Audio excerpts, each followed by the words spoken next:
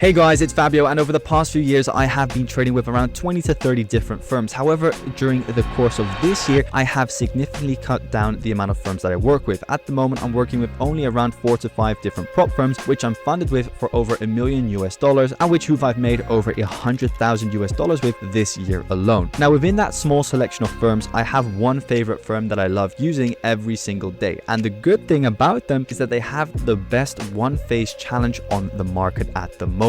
And I recently actually passed another challenge with them, a one-phase $100,000 US account. In this video, everything is going to become clear, from the exact challenge that you should choose, in my personal opinion, but also the trades that I take and which you can be taking as well according to my strategy, including the exact risk management strategies that I use. Now, make sure to leave any questions that you might have in the comment section down below, and let's dive straight in. All right, so we're here on the website of the Trading Pit, guys, and the Trading Pit is my preferred prop firm for the rest of this year and also for the upcoming year. And the main reason for that are actually two reasons. So reason number one is their management team. So obviously, in a day and age where there are prop firms coming out of the ground every single day with 50% discount codes, for me it's extremely important to look further than that. I just don't simply look at the discount code, because maybe they offer you a 50% discount, but then the firm doesn't even pay out. So for me, it's extremely important that I know that there's a very reputable team who is actually showing their face behind the actual prop firm. And with the Trading Pit, you have their founder called Ilimar, and he's actually the co-founder of a global broker called Tickmill, which was actually a broker that I was using before I decided to trade with the Trading Pit. They have a very experienced team. Some of the team members I met in person when I was in Cyprus, because back in January, when I just started trading with them, I got around 2 to 3 different payouts. And then in April, they actually invited me to come over to Cyprus to see their office and understand a little bit more about what they are trying to achieve within the space. And that was the moment that I built a lot of trust with them. And actually, since that moment, they have been my preferred prop firm. Now, reason number two is the actual challenges that they offer. And in the beginning, I always decided to trade with two-phase challenges. And the main reason for that was actually because I knew what I was getting into. However, after some time, I understood that the one-phase challenges are actually the way to go, and especially the one-phase challenges that the Trading Pit offers are my preferred challenges that I love trading with. Now, the main reason why I prefer the Trading Pit's one-phase challenges is because they have a maximum drawdown that is static. Now, what you see with a lot of prop firms out there is that when they offer a one-phase challenge, the overall drawdown is trailing. So what does that mean? It means that once you go into profit, your overall maximum drawdown trails together with the overall profit. So once you're at, let's say, 5% in profit, the overall drawdown will trail to just -2% instead of initially being -7%. So that for me was a very big reason why I decided to trade with the Trading Pit. Furthermore, the overall profit target is exactly as normal, the 10%, and the daily drawdown is also balance based. This is also extremely important to keep an eye on, that your daily drawdown is always balance based. So this is the overall prop firm challenge that I decided to go with. I always decide to go with a $100,000 US challenge.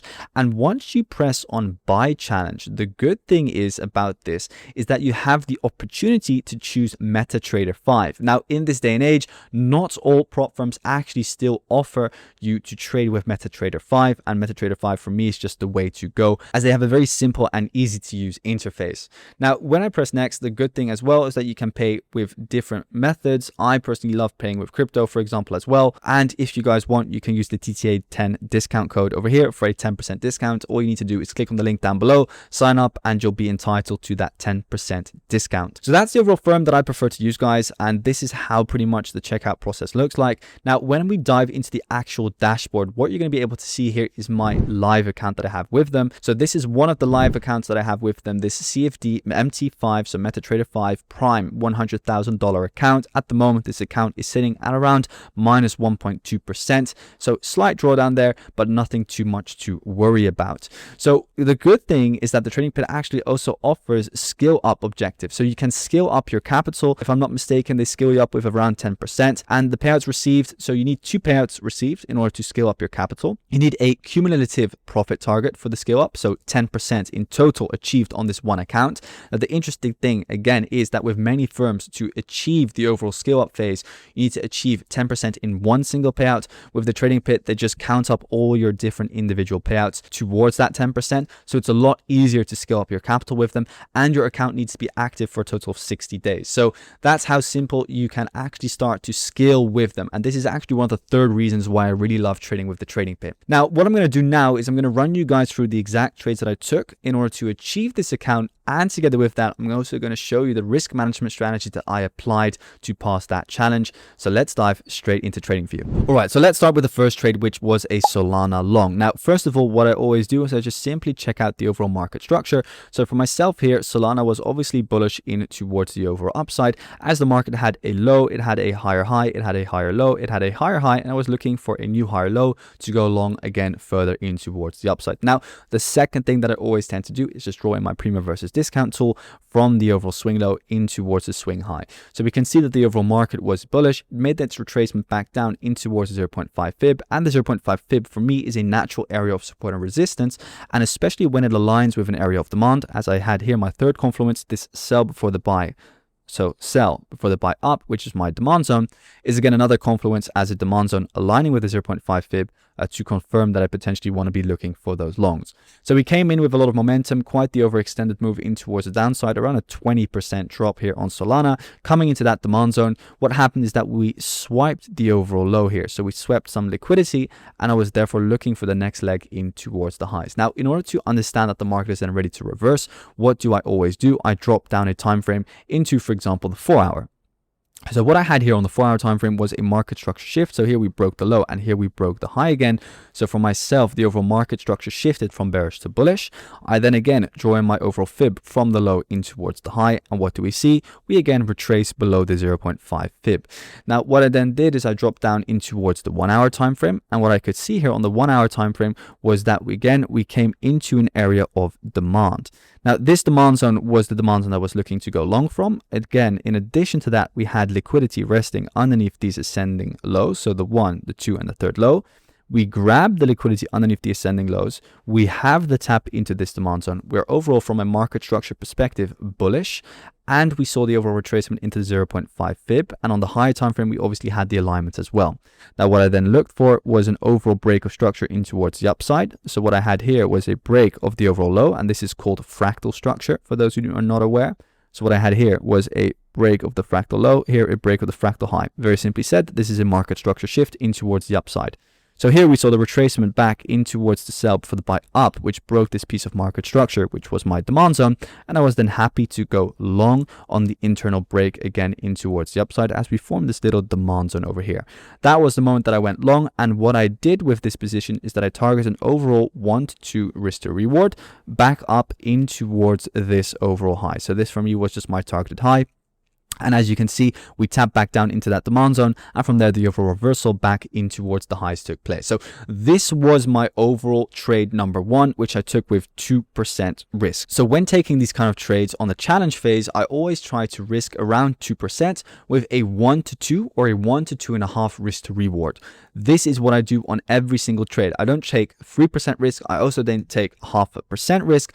I always take 2% risk, because in the challenge phase, you want to be a little bit more aggressive. When I start trading on live capital, I'll go down to around 1, maybe 0.8% risk, because there it's just extremely important to keep holding on to those live accounts, as you really don't want to burn them. But if you, for example, take 1% risk on that live account, you can have a 10 losing streak, which is not very likely to happen. But on those challenges, I tend to scale a little bit more aggressively. So then we go into the second trade, which was an Aussie Swiss long. Again, this was a position which made quite a lot of sense in my personal opinion. It was mainly based here on the 4-hour time frame. So what we had here on the 4-hour time frame, and I kind of already drawn out the overall market structure, is that we had a bearish piece of market structure in towards the downside, which then shifted bullish. So we strong push up, retracement, and then one big push in towards the highs. Therefore, my overall swing low was positioned over here. My overall swing high was positioned over here. The market retraced back down into the 0.5 fib here on the 4-hour swing time frame. And as you guys know, the 0.5 fib should act as a natural area of support and resistance to look for a potential long from. I then identified my overall liquidity low, which was this low over here. If we go down to the 1-hour time frame, you'll see it a little bit more clear, as it's a very obvious swing low. And I was looking for an overall overall liquidation of this low to then trade the overall reversal back up higher in towards the weekly open, because we had some bearish momentum, right? So we had the push down, the retracement, the push down. This was mainly an overall pullback trade on the internal market structure, and I was looking to just capture around a 1 to 2 risk reward again back up to that weekly open before seeing another potential downside push. Now, after coming into that 0.5 fib, after grabbing liquidity, and after looking to trade the retracement after this break of structure, which took place over here, it made sense for me to trade the overall pullback. So what I then did is I looked for my overall entry model, which is the fractal break confirmation entry. So what I have here again is the overall low break, which is kind of again equal lows over here, which on the 1 hour time frame also can be classified as liquidity. So what we then see is the overall market structure break back in towards the highs. And what I then did is on that 1 hour bullish candle here is went long. We went long back in towards the upside. You can see I nearly initially hit my overall stop loss. The market then reversed back in towards the highs, after which the market reversed back down into my stop loss as the overall order flow remained bearish and continued to push the market down lower. Because as we can see here, the overall buy before the sell down, so the buy up for the stronger sell down, that remained in control and pushed the market down lower.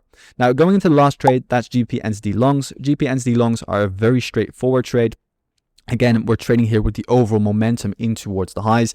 We can clearly see that GBPNZD has been in an overall bullish trend for a very, very long time. We were consolidating within this overall range for a very long period of time, and we finally broke out of that range when I started to engage with a long position. So for GBPNZD, I was looking to simply trade this back up to the overall liquidity high or the overall swing high here at around 2.33. So what I did is once I identified that the market broke out of that overall range, I wanted to capitalize on the overall momentum, because the longer a market ranges for, the more momentum it's most likely going to kind of like shoot out of an area of consolidation with. So on the daily time frame, we were clearly in a bullish momentum. Now on the 4 hour time frame, what I identified again was that the overall momentum was also extremely bullish. Now looking at the 1 hour time frame where I actually took the position itself, what I identified here was that again we were swing structure bullish. So this here is the break of structure up, meaning that my overall swing low is positioned here and my overall swing high was positioned up here. I then draw in my overall premium versus discount tool. What can we see? We retrace to around the 0.5 Fibonacci retracement level. Never use the exact level, just use the overall 0.5 Fib as a zone to trade from. That's my number one piece of advice. Then next to that, we need an area of liquidity, which can act as an area of demand. Now, this is the very last low of this overall piece of price action that we have over here. So we liquidate the overall range low over here. And then what do we see after the low gets liquidated? We see a market structure shift in towards the upside. Now, what I waited for in this particular situation was for a double fractal break, so a double market structure break. So we see the push up, push down, push up, and now I was looking just for this to happen, so a double fractal break. Therefore I placed a buy stop on top of the current fractal high, with my stop loss a little bit wider underneath the overall low. As you can see, what then happens that we shot up in towards the highs. We retested this even as an area of demand. Shortly afterwards, again, the overall sell for the buy remained in control. Therefore, I understood, okay, I'm in quite a good position here. Here at the top, we have, by the way, equal highs, right? So we have the equal highs, which should act as liquidity and as a magnet to attract price towards it. And as you can see, not much later, the overall order flow again perfectly followed in towards the highs. Even here you can again see the sell for the buy in control, pushing the market up higher, after which not much later on the 20th of August news came in, and that is how we passed the overall challenge. Again, trade taken with 2% risk, as I take every single trade on these prop firm challenges, and that is how we passed the overall challenge with the trading pit. So again guys, very simply said, one phase challenge with the trading pit is my preferred challenge for the rest of this year, and most likely also for the rest of next year. These are the 3 trades that I used to pass this prop firm challenge. All of them were taken with 2% risk, and if you have any questions about how you can pass these prop firm challenges, let me know in the comment section down below. Thanks for watching and see you next time.